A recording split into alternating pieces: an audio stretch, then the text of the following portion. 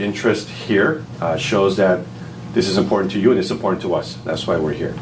Now, the three priorities that I always tell our community, because it's important for them to know, is to stabilize our resources. And then you guys will hear about the challenges that we have, not only here in San Jose, but these are challenges that are nationwide, right, in hiring and recruiting for our profession.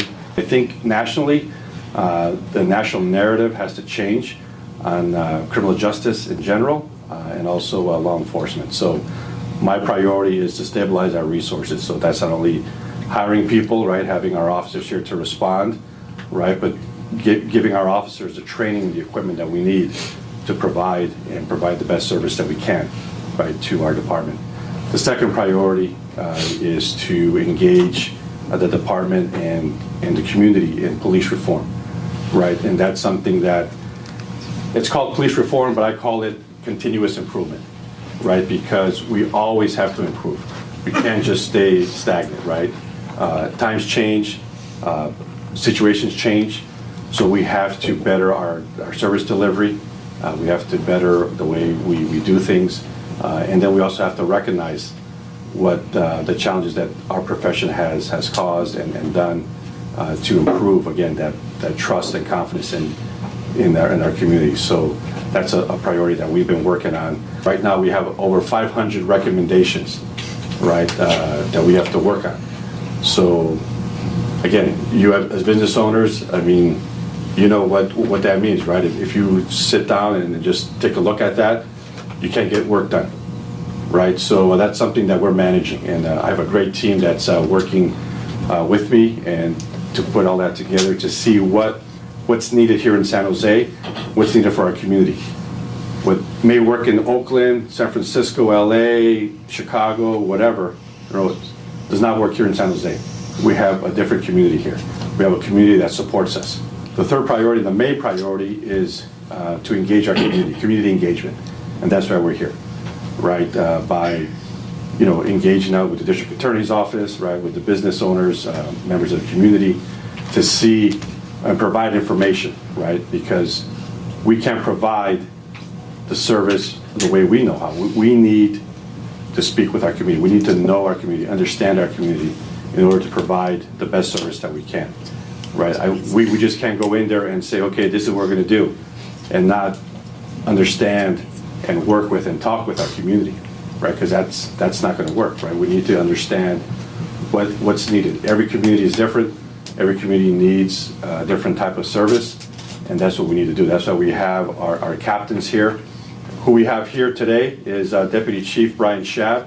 He's in charge of all the officers that wear uniforms, patrol, right, special operations like the SWAT team, motorcycles, canines, everything that he has the largest bureau, right, of the police department. So he's in charge of that. And he brought along his captains. I see people hiding back there. Got Captain Spears, who is in charge of the Western Division, the Western part of San Jose, which is 87 West, right? Yeah, all the way to Cupertino, all the borders. We have Captain Todd Trayer, who's in the Foothill Division. So he takes over all of 101 East to the Foothills, Milpitas, all the way down to, past Evergreen, the Meadowlands, and so forth. And then we have Captain Carlos Acosta, who's downtown. So he has from 280 all the way down to Alviso, in between 101, but the border kind of always changes at 87, so he has all that. So those four captains are the captains, are like the mini chiefs of the police of the city and their divisions. So again, they handle all the complaints, all the police services in those specific divisions, to help out our community. So that's what we have here. I can't tell you how awesome this is to have everybody in this room together, working together to solve these issues, because this really is, as the chief mentioned, this is how things get solved. This is how things get done. Our priorities in this department, like the chief mentioned, are absolutely to build that trust and to provide that safe that safe environment for the citizens of San Jose. And those two things are very symbiotic. They have to happen together. If one doesn't happen, the other one doesn't happen. So we have to build the trust first in order to create that safe environment for our citizens. So what I'm going to talk about real briefly is just kind of how we investigate both hate crimes and hate incidents within the city of San Jose. And then I'm going to turn it over to the Lieutenant, where's Kenny here? Lieutenant Tran here is going to talk about the Bureau of Investigations and how they handle that on that side. So we take every crime in the city of San Jose very, very serious, of course. But there's a very special emphasis in the city of San Jose that goes towards investigating hate crimes. We understand, very deeply how much that crime can affect somebody, and not just a single person, but an entire community, and what that can do to a community's feeling of safety, like I mentioned, but just the feeling of vulnerability. And so the state, this city, this department puts a very, very strong emphasis on how we deal with hate crimes. And we continue to evolve that process as we move on. Over the last decade, we've evolved our processes on how we investigate that. If you were to look back 10 years ago on how we investigated hate crimes, we really did just have hate crimes. We would go out, someone would call in, they would report that they were a victim of hate crime. Our officers would go out, we'd take the initial report, we'd do our initial investigation, and it would go to the Detective Bureau for hopefully identifying a suspect and arresting them. But as we were working through these crimes, what we started to realize was, there's a very fine line, and ALA did a great job about distinguishing between a hate incident and a hate crime. But that's a very fine line of what is a hate incident and what is a hate crime. And if you're the victim of either one of those, does it really matter to you? I mean, it's still impacting you the same way. If someone is screaming and yelling at you based on your race, does that make you feel like any less of a victim because you're not truly a victim of a crime? Absolutely not, right? And so we recognized that, and we wanted to make sure that we were investigating both of those to the extent that we possibly can, even if it means we know it's not going to result in a criminal prosecution because the laws just don't allow it. We still recognize the need that as a department, we have to be there for the community and do what we can to mitigate that. And so several years ago, we made that distinction. And so we respond to both hate crimes and hate incidents. And we ask very specific, very pointed questions of our victims to make sure, even if they don't think they're a victim, we'll ask them very pointed questions to try and draw that out. Because sometimes they don't want to say it because they're fearful, because they don't have the trust. But sometimes they don't say it just because they don't even realize that that's bad, like that's an additional crime. So we make sure that we ask very pointed questions to pull that out of the investigation. And as proof of how seriously we take that here, I'll give you two examples. One is everyone you see in this room. We've brought 5 of our 9 captains, the entire police department, because that's how serious we take this issue in our city. You got the chief, you got all of our detective bureau, but even beyond that, when we go out and we investigate these crimes, we make it it's mandatory that a supervisor respond to the scene of any type of hate crime or hate incident. So it's not just enough to send an officer. We're sending a sergeant to make sure that everything is being done the way it's supposed to be done. So we have first line field supervision, making sure that every T is being crossed, every I is being dotted.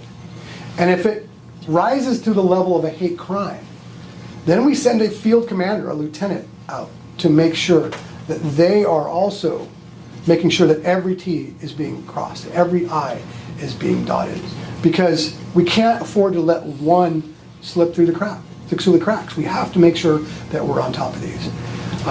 And so that's just a really brief overview of how we investigate them in the field and how they go up to the Bureau. And I just hope that you understand and that you have the belief and the trust in us that we do take these extraordinarily seriously, and we will continue to work and evolve our processes as we see the need. So with that, I'm going to introduce Lieutenant Kenny Tran and Sergeant Tam Truong. They're going to come up and they're going to talk about a little bit more about how that happens. Thank you. Đây mình Việt Nam không? Cái nói tiếng Việt Nam được không? Yeah. Bị Good nói evening, everybody. nói tiếng Việt đấy ha. Trước tiên Ken muốn giới thiệu Ken là trung úy cơ sở cảnh sát San Jose.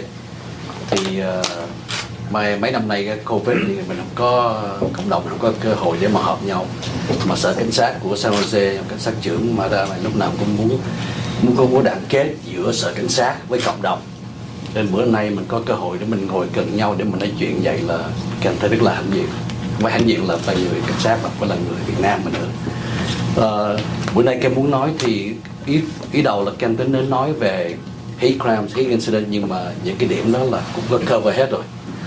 Nhưng Ken muốn nói vài điểm nhỏ thôi là như ông Deputy Chief Shab nói là cảnh sát Việt Nam, cái việc sở cảnh sát á, điều tra rất là cái vụ này, we take it seriously, right? We do a complete investigation. Nhưng mà Ken muốn nói cho một cái vài stat cho mình biết trong 3 năm nay đó thì thực ra mấy hate crime nó có nhiều lắm không? Nó kỳ thị về da mình, nó kỳ thị về quốc tộc, nó kỳ thị về sexual orientation, nó kỳ thị về cái religion của mình. Nhưng mà nói về mà nó kỳ thị về cái bias về cái quốc tộc của mình đó thì mình nói cái percent là bao nhiêu. Thì trong San Jose mình từ năm 2019 tới 2022 năm nay đó là có cỡ 23 vụ, 24 vụ về nó gọi là anti-Asian hate crimes thôi.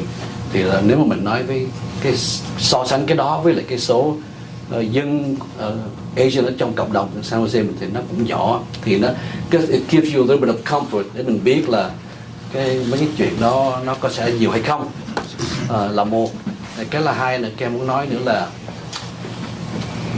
nói về cộng đồng Việt Nam mình đó, trong cái sở cảnh sát mình đó, nói mình diversity á, sở cảnh sát mình biết là nó we're very diverse, more than you know, you can't see it, but ông Deputy Chief chẳng hạn như ông Deputy Chief Shab này, vợ ông là người Việt Nam, đúng không? Mình đâu biết cái khía cạnh đó, thì có một cái chuyện nhỏ thôi nhưng mà cái cạnh nó thấy là cái sở cảnh sát mình we're very diverse, có đầy đủ mỗi người có mỗi quốc tộc hết trơn á. Thì Ken muốn nói như đó thôi, Ken biết nhiều. Thì giờ cái mục đích bữa đây là Ken với lại các tướng, mấy ông tướng này, mấy cảnh sát trưởng tới là mục đích chung đó là có một cơ hội để mà mình nói chuyện one on one, để mình trả lời, mình tham khảo với nhau, chứ không phải là đứng lên để mình nói cả đêm. I think that's more important, right, for us to connect and ask one on one questions and get to know each other. That's more important, right? So with that, Ken không muốn nói nữa, Ken xin nhường lại cho anh Tam, anh có vài lời phải nói nha. So good evening, everybody. Those who don't know me, I'm Sergeant Tam Truong. I've been in the community for a while, right? Matter of fact, I was in the first meeting with FAPA when I first formed here in this room, and I see how it grew and how you support us and the community throughout this year. And everybody's suffering. Everybody's suffering from hiring. We all know that.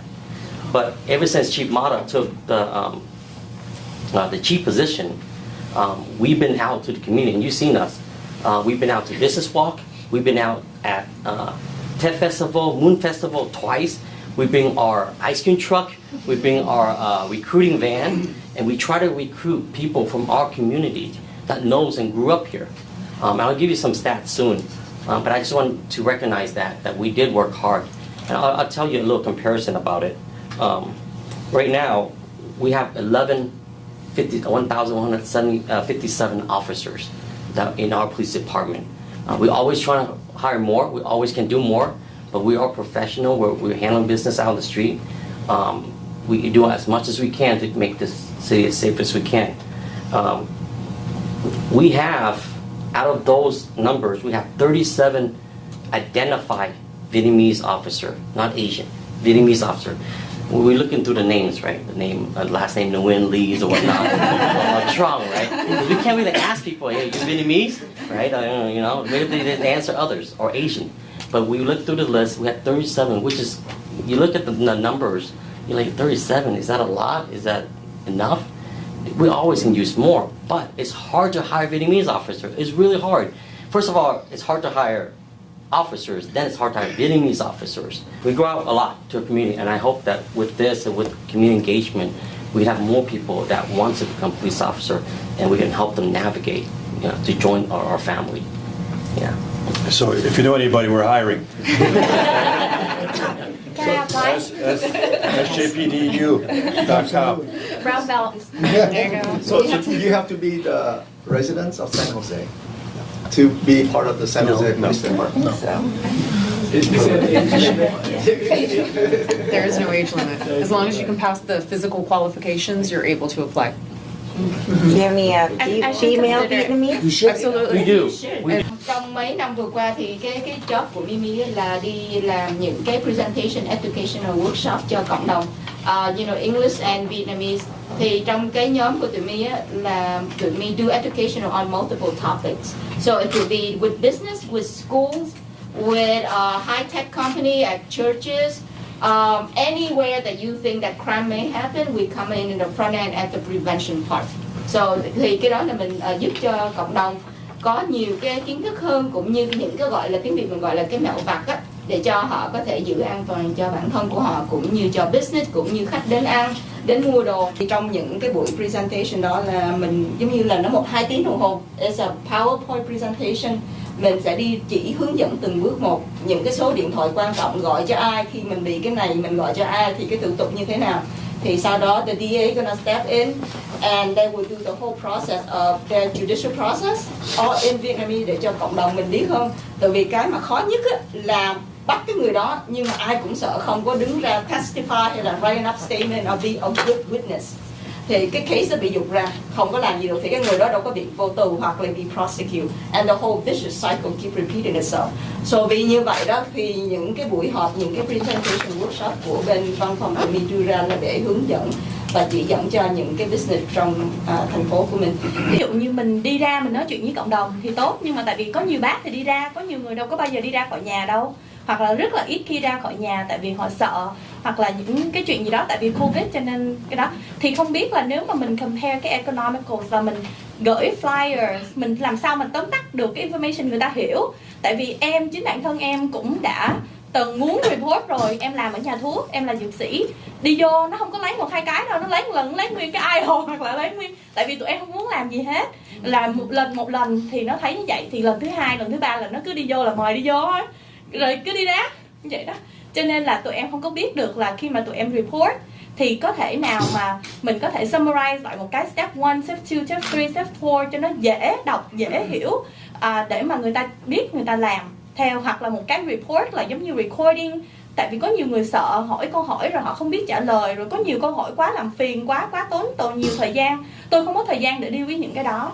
Cho nên là có thể là một cái recording, làm sao mình có thể simplify cái process một cái nào đó, ví dụ như recording trả lời những câu hỏi như thế nào để mà đỡ tốn người đứng trực, mà đỡ tốn thời gian người gì đó, hoặc là một cái internet online reporting, because it's very easy now, con cháu đồ này kia giúp làm đồ này kia cũng được hết. Thì không biết là có thể consider cái đó không. Và lại nữa là em rất là thích là các anh cảnh sát nói chuyện tiếng Việt rất là giỏi luôn, quá tuyệt vời. And I didn't know that you guys speak English Vietnamese so well. Of course you English. Of course you have to speak English well. rất là giỏi. Từ anh Cam đến anh Tâm đến chị Mini rồi này kia, rất là tuyệt vời, cảm ơn. Thật sự em ít ra cộng đồng lắm, em có ra cộng đồng nhưng mà chỉ đứng phía sau ngó nhìn observe thôi. Nhưng mà hôm nay thật sự là it's an eye-opening event that I seen that we do a lot more. And also how do we track the report? Like how do we know the result? Làm sao mình biết được cái result là nó như thế nào? Tại vì my boss would like, thôi kệ nó đi không sao, mấy trăm đồng này kia, tốn thời gian còn nhiều hơn nữa. So you know. That also a question from my VAPA members. But thank you, Chief Master. We've been having a time work together before with Leader Saigon Association. That's one of the concerns I also have for many months. We talk about communication. File report incident, we contact police, we calling, and file online, all of that. But the result of that, we are really looking at each other all the time. What happened to that? Did the guy get arrested? Anything or that case has been closing or not? We are looking at each other and talk about that all the time, but we have no result. So that's one of the concern I have. how do you report crime? And there's certain crimes that are categorized differently. You mentioned online, you mentioned in person, you mentioned how can we streamline the process. There are certain things that we can streamline, like online reporting. There are different languages or whatnot. There are certain crimes we cannot streamline. We need to use Tan, right? Officer Tam Truong in there that works in our community, that speak the language, but also gather enough information for the prosecution process of it to make sure that not only report, we also have enough evidence to process the court, to go to the district attorney's office to make sure that person is held accountable for the crime, for the act.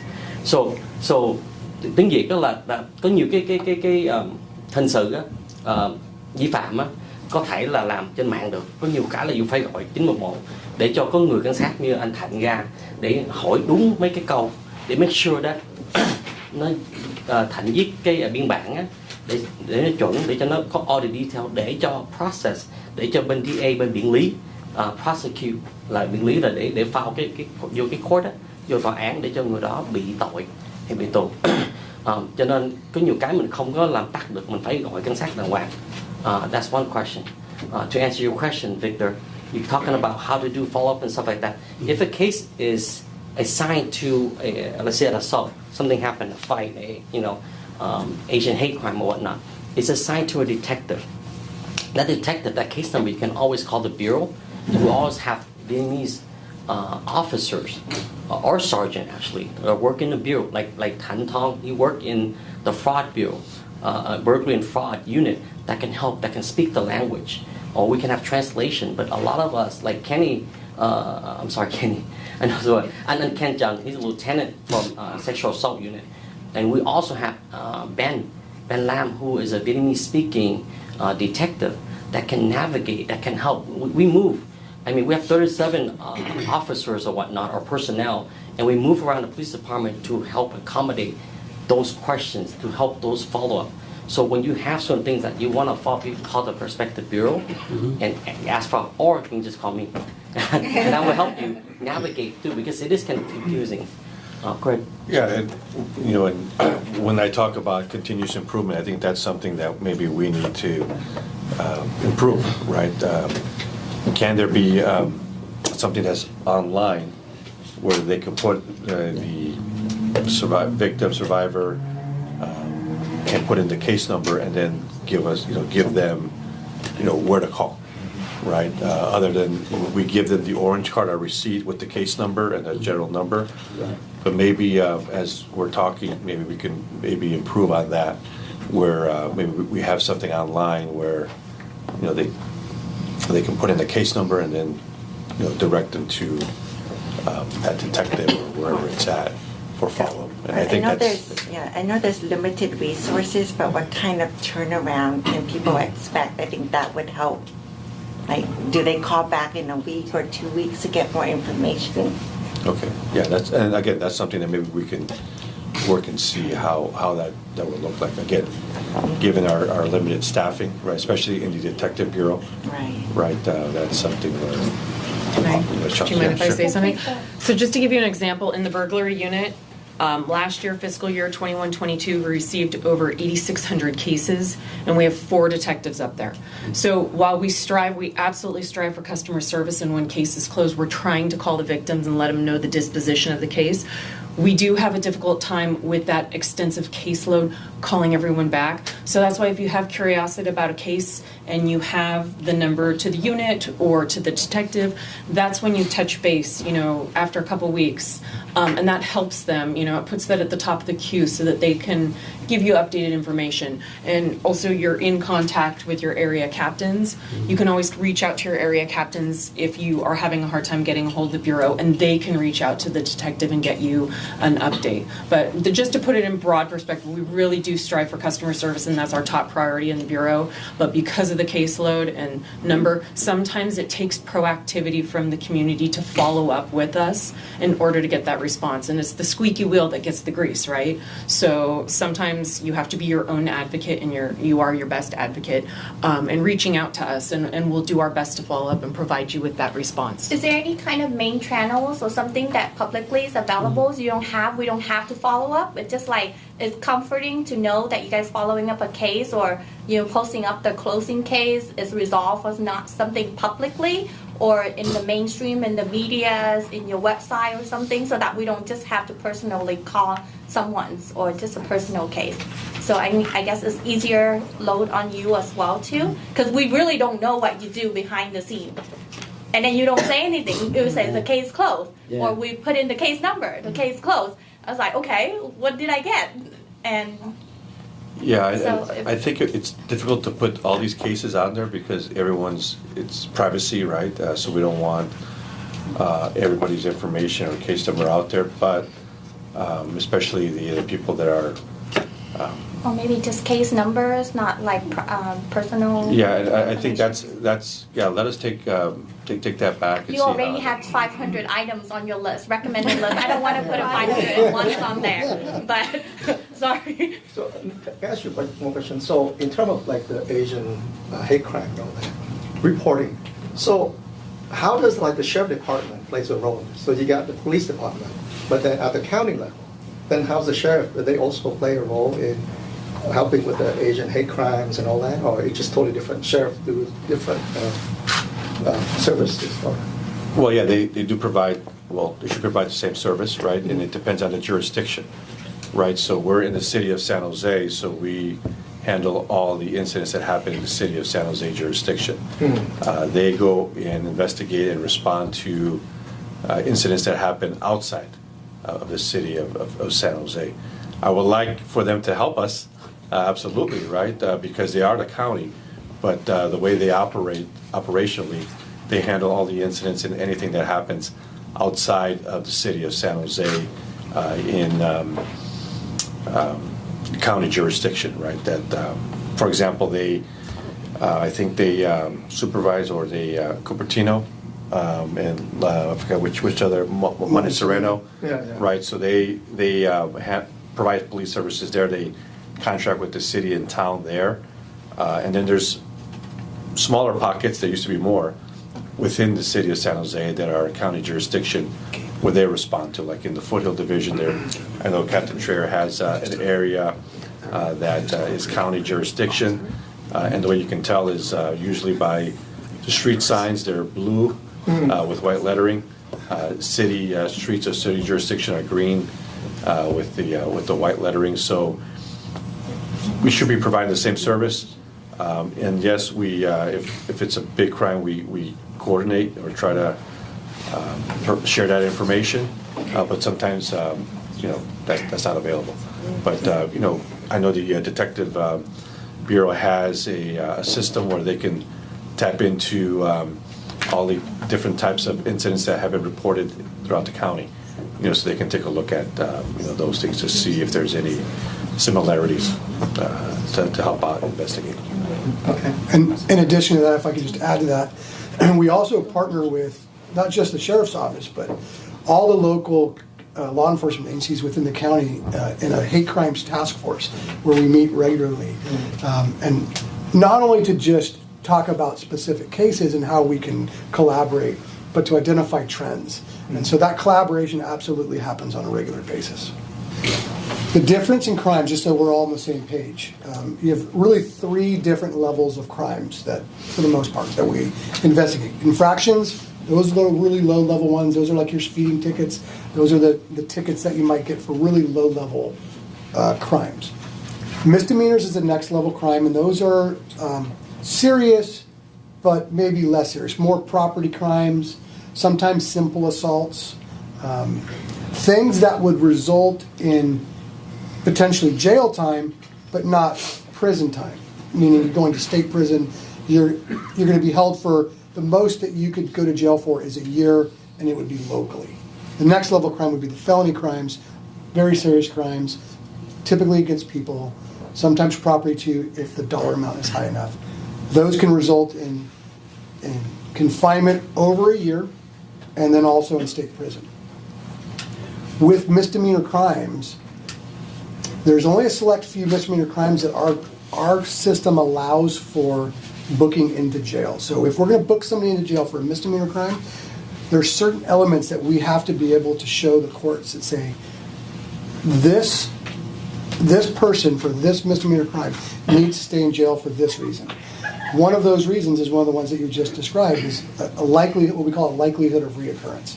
So if we can take an example of someone who has victimized somebody over and over and over again, and they're continuing to do it, then we can make an argument on our booking paperwork to say, hey, look, we're going to book this person in jail, even though the charge itself may not normally elevate to the level of booking, but we're going to do it in this case because we think there's a high likelihood of reoccurrence. And we make our case to the judge in that affidavit, and then ultimately it goes back to that same process. The courts, the judge, have to make the determination on whether or not they agree and that there's enough to hold them in jail. Does two small crimes create one big crime, or is it just multiple small crimes on the record? No, it's not like they don't compound, right? So two misdemeanors won't make a felony. They'll always be misdemeanors. But there can be a case made that there's a significant likelihood of reoccurrence, and we can request that, and we often do. Yeah, and in my experience, I primarily do with felony crimes in the area of gang laws, but with misdemeanors, and we're talking about vandalism or theft at a misdemeanor level, there's a Supreme Court case called Humphreys. So the presumption is that if it's on the misdemeanor level, unless, like the chief says, there's extraordinary circumstances, that person is going to get released on some kind of supervision. Now, that doesn't mean that that person can just automatically go back to the same business and reoffend, either vandalize or steal, because if that person's in court, there should be a protective order protecting that business from this person coming back. They come back again, that's a violation of a separate court order, and that will be an additional argument as to why the police or the DA can request that this person, at the next time they violate the order or go back to the same business, to be kept in custody. And then Teresa, I'll just add that currently we're working with the district attorney's office and the county to better that system, right? Police department's responsibility is the initial response to the crime. We're charged with the initial investigation, the follow-up, to locate suspects, identify them, locate them, arrest them. When we transport them to jail, they get booked, and we book them for the charges, but that doesn't mean they're necessarily getting charged. The quote-unquote charging part comes from the district attorney's office.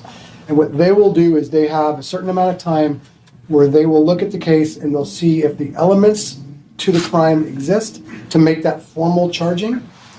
But they don't really have the authority to quote-unquote hold them. That part lies with the courts. And so the district attorney will present that case for filing to the courts. They can certainly make arguments for the defendant to be held, for their bail to be raised, but ultimately that decision lies in the hands of the courts and the judges, and they will decide based on a whole lot of different reasons whether or not they stay in custody, whether or not they are released on their own recognizance, whether they're released with bail. Everyone has the right to bail in most instances, and if they make bail, then they can go out. Yeah, Deputy Chief Brian is absolutely correct. So after a case is presented to us, our job as DAs is to evaluate all the evidence, the report. That's why it's very important that when you make a report, you provide, if you have any evidence, photograph, your statements also is also very important. And then we evaluate whether or not there's enough evidence to charge the defendant with what type of crime, what type of enhancements. And after that, we have what's called an arraignment shortly after the defendant is arrested and charged, and that's where the court makes a determination whether this person is entitled to bail, whether he gets released for certain conditions, whether he gets the ankle monitoring. We, just like Brian said, we make recommendations based on public safety, whether it should be a high bail, whether it should be bail, or whether there shouldn't be bail because they're a threat to public safety. But those are only arguments and recommendations. The court has the ultimate authority on custody status. So the court takes that information, hears from their defense attorney, and evaluates whether this person should stay in custody or gets released. And it released what kind of conditions. But how often does the force go out? Sounds like police department go out and network with the youth and actually spend time with the youth. Yeah, we're pretty fortunate that the kids come to us, right, at community events. every weekend it feels like one of us is doing something in our division or multiple events are happening at the same time. So that's the initial goal for us, is to let kids know that we're trustworthy. We are there for them, and the parents too, right? We build trust by just being there. We started up a new program again after COVID called Team Kids. Our officers are going out. Normally I have about 13, 14 officers sign up to teach in classes. We just did a training. We had 46 officers sign up, volunteering to go into 5th grade classes and tell kids 6 different lessons about gangs, drugs, although the kids know more than we do half the time, right? And just really making great choices to be better people in our community. It's a win for our community. The purpose of bringing all the captains out was to basically create a community. It's great to come one time and answer a few questions, but that doesn't really resolve anything. So the real core foundation of what we're doing today is we brought in Carlos, we brought in Todd, we brought in Brian, and the other captain couldn't make it, so that you guys can make the connections with the people who work in your area, so that we can do the things like you're talking about and create the relationship and evolve it, so that it's not just a one-time event and then we all walk away. So what I'm going to do with Teresa is give her contact information for all the captains, but there's also an opportunity tonight if you want to meet your captains in the geographical areas where you work, so that you can have the relationship, so that you would have a direct conduit, like Gina said, to answer all these questions and build the relationship and get down to the grassroots area. Bring the officers in and bring the district attorney's office in, so we can have all the resources and build the community we want to build. So that was the perfect segue. I really appreciate it. Thank you, Captain. Captain, how do we contact you? Or contact who? Sure. I'll offer my email, and it's I'll make it very simple. 3413@sanjoseca.gov. 3413@sanjoseca.gov. Exciting 8-week program that members of our community are more than welcome. It's a collaboration between police officers on patrol, detectives, our crime prevention unit. It'll be an exciting time. It will be a mini police academy.